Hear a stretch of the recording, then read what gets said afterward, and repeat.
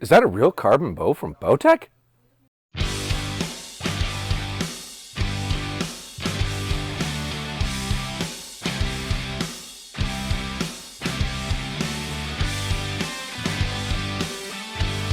Hello and welcome back to the YouTube channel. MFJJ here at podiumarcher.com. Super excited about the first authentic pure carbon fiber bow from Bowtech called the Carbon 1. Once again, we got these early and we don't have the exact specs, so we just have to measure them and tell you what they are, and hopefully they're pretty close to what they say they are. This bow comes in at, they say it comes in at like 4.2 pounds. The finish on it looks eerily similar to other carbon bow manufacturers' finish, and my rumor mill says they're actually made in the same facility.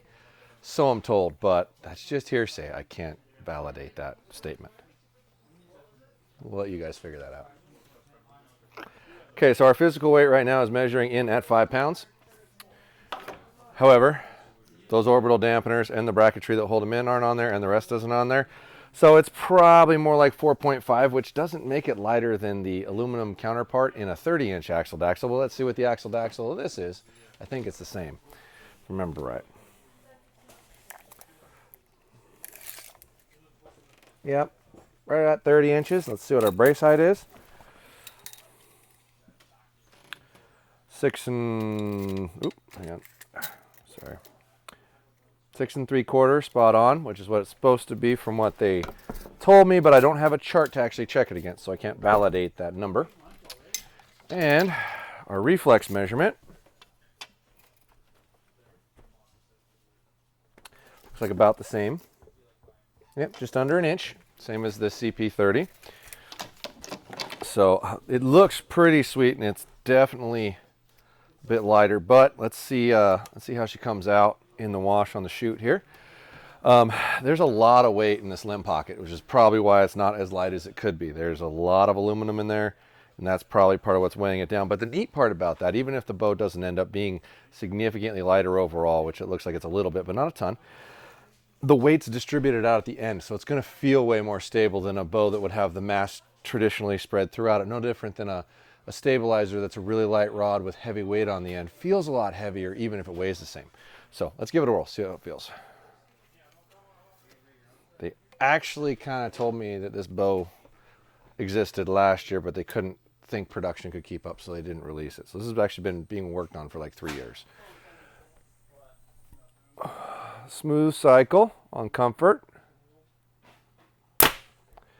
So that has the least residual vibration I've felt in any of their bows. It's shot, it's dead, there's a little whoop and then gone, and it reduces a lot quicker than the aluminum bows do. So that part's pretty impressive.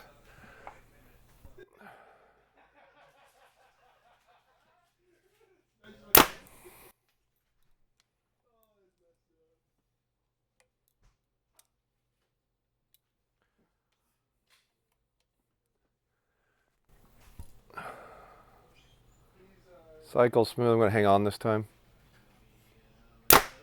Yeah, it goes away really fast. That definitely dissipates faster than the other one. Let's see how fast it is.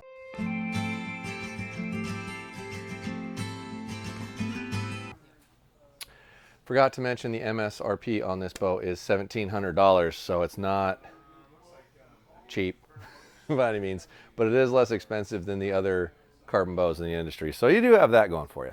All right, so let's see how fast this sucker is.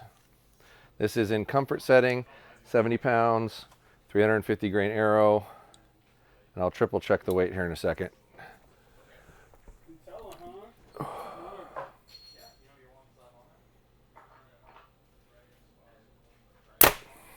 320.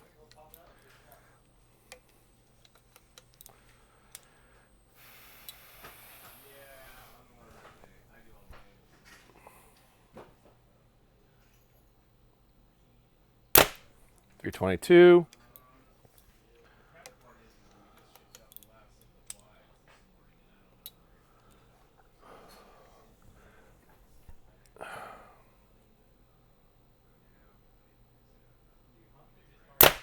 321. So that's faster than the aluminum was.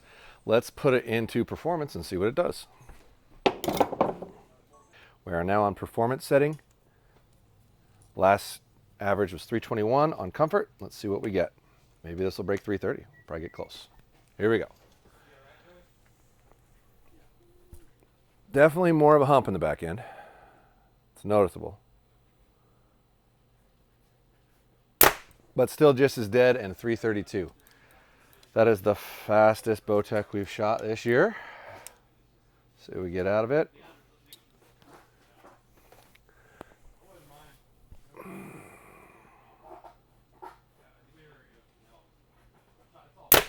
.330.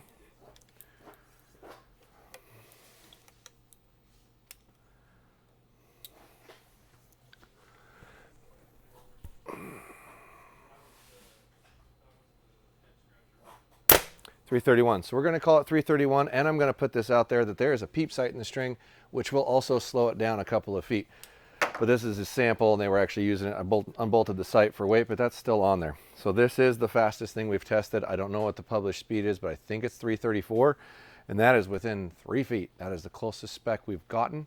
That is really impressive numbers. Last year, this would have been a 345 foot a second bow, but now it's a 334 foot a second bow. So that's freaking amazing.